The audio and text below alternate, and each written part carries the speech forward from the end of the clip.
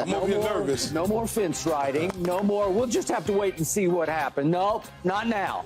Yeah. Who wins and what is the score? Well, you already know who I think's going to win. I think it's going to be the Philadelphia Eagles. And I think that they win this football game 35-22.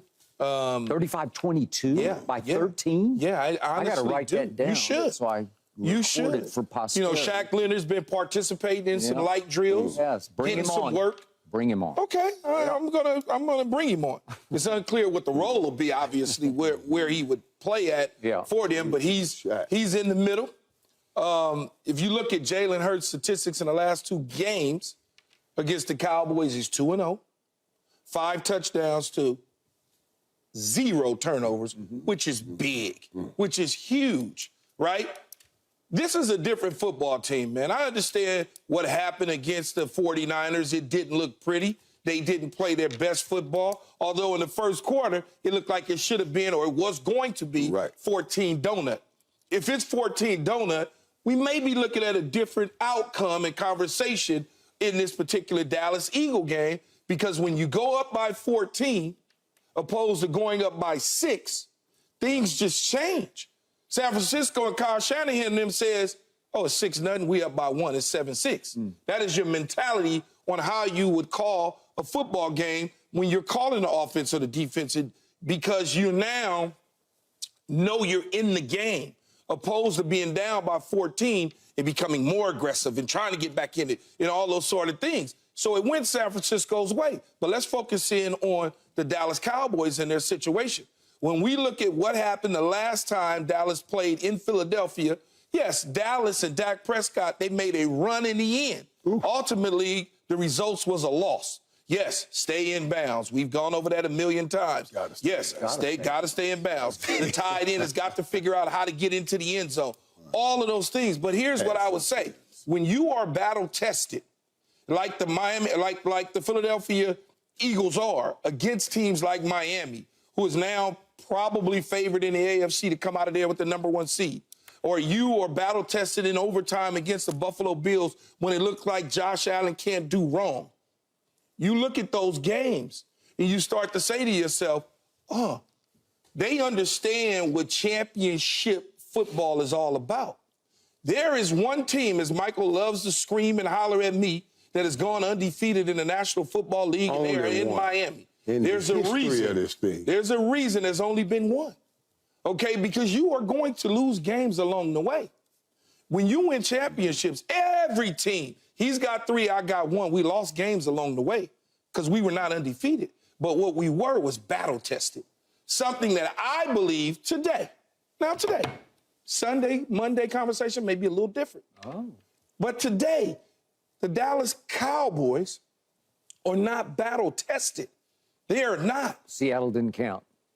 Seattle is I don't want to say, do you know, because you know, but I'm going to say it anyway. Do you know what an open book quiz is, Skip? Yes, you do. That was an open book quiz for y'all. Okay, yes, the record said 6-5. They came in and they fought to the end. They hung 35 on your defense. You squeaked that game out. You squeaked it out.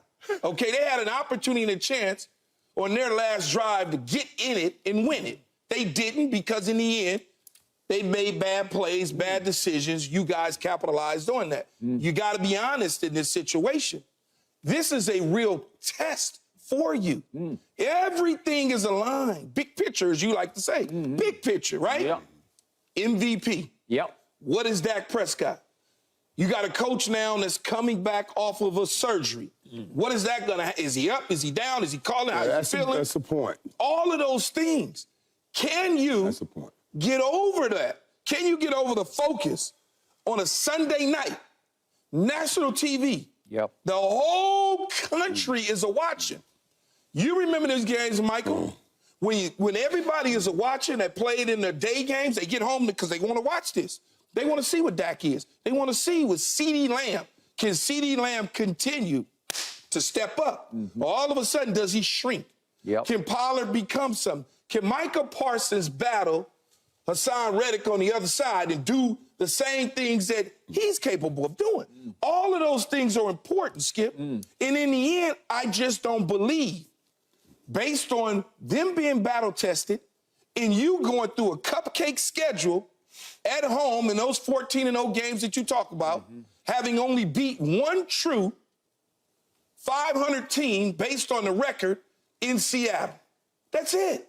I don't think you're battle tested, but maybe I'm wrong, and I'll be with Michael Sunday night, and he'll be videotaping and doing all that if the Cowboys are out. Okay, real quick before you go. No problem. Keyshawn, you called me on this earlier this week right here at this desk. You said, all of my trash talk, all of my ridicule of the Eagles will be heard by the Eagles and will help to inspire them. The speech, the soliloquy you just gave should be shown in the Cowboy locker room today. Today.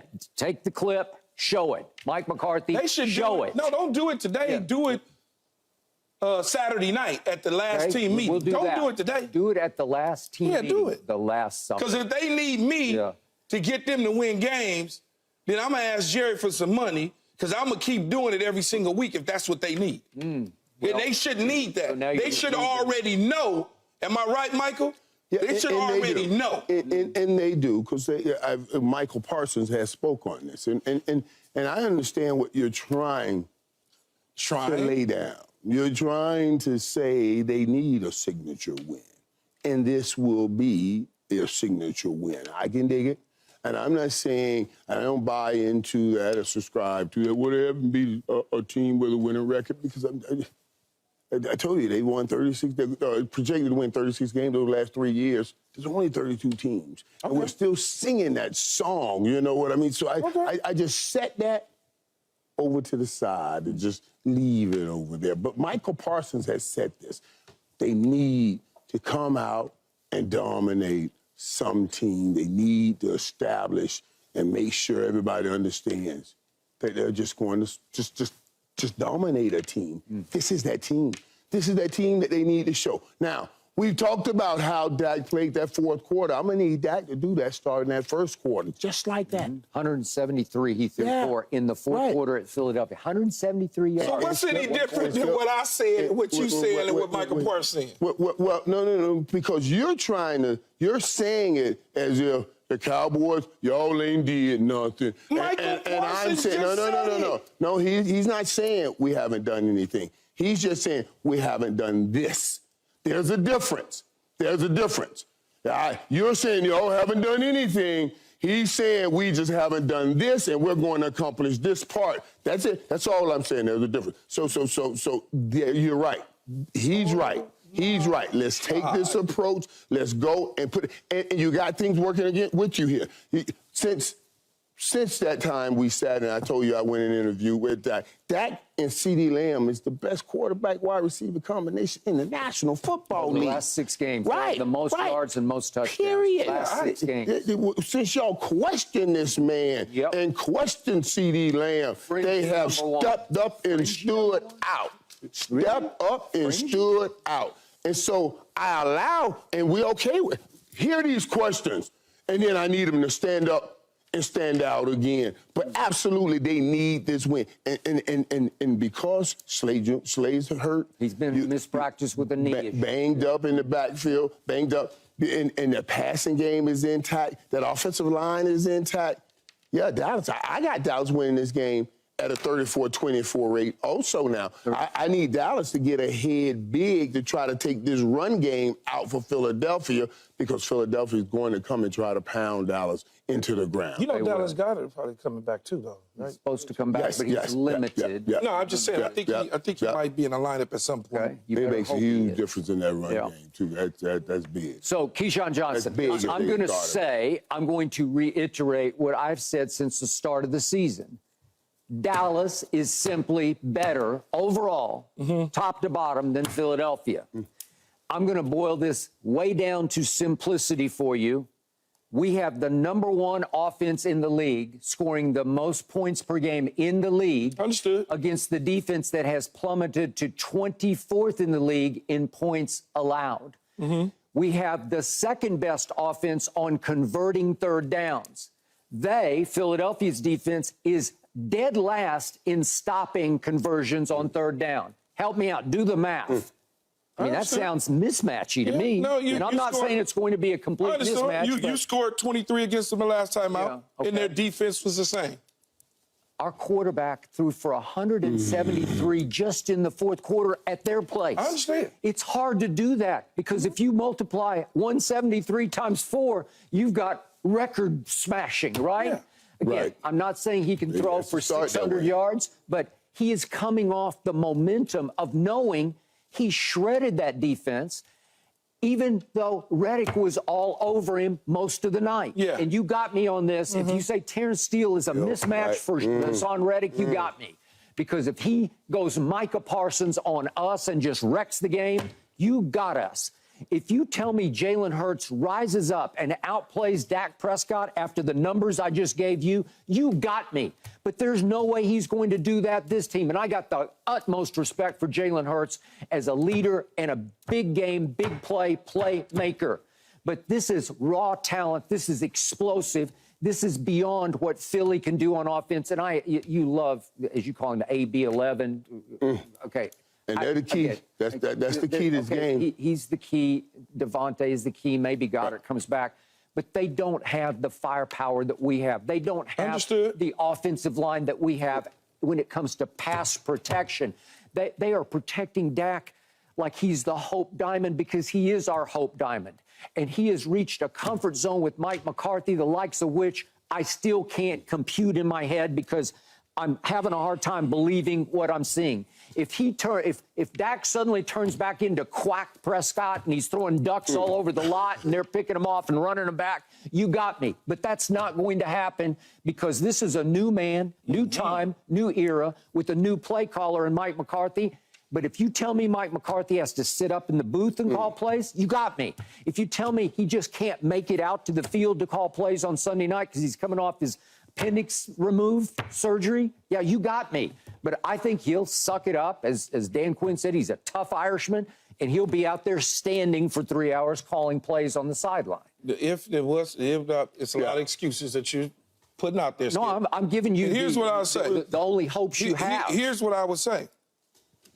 I'm going to ask you this, though. What do you consider when you say outplay? Dak Prescott, if Jalen Hurts outplays Dak Prescott, what do you mean by that? Okay, give me a little bit more. For more yards and more touchdowns with more key play runs for first downs. And fewer turnovers. And fewer turnovers. Okay. Dak has 0 fumbles lost. And that's why we put the fewer. You do realize turnovers. Statistics is just one part of the game, which you know. That doesn't mean anything. Yep. What means something to me is when Jalen Hurts hits the bullseye. That's what matters. Well, that's always been the issue. Yep. No one cares. No one cares that Dak Prescott throws for 500 yards, Bingo. 3 touchdowns, 0 interceptions, and Jalen Hurts throws for 230, 2 touchdowns, and 1 turnover. Because at the end of the day, when did they occur? Who capitalized on certain situations in down and distance? Michael Irvin could have 200 yards in a game to my 60 in a game. But when did I get the 60? What did I do with that 60? That's the important part, not the statistical thing. Here's another thing for you. When Jalen Hurts needed to pull the ball down and get it into the end zone. He did. Thank you, Skip. He did. When your guy had to pull it down and get it into the end zone. He did. He stepped out of bounds. You got to stay in bounds. That's all I'm saying. So don't tell me about the statistics. I don't care about that. Are you making the plays when they count, Michael? Okay. Let me ask you back. What have you seen from the Eagles you love to win 35-22 over the last 5 games? Well, you have seen them hanging on for dear life. You have seen 5 straight games in which they have been outgained by the opposition. Down at in half. 5 straight games, they've been down at half. And finally, luck ran out or emotion ran out. And at home this past Sunday against a better team, the best team right now in the league, they could not come back on them. Even though Big Dom gave them a big emotional lift. You asked me a question, Coach?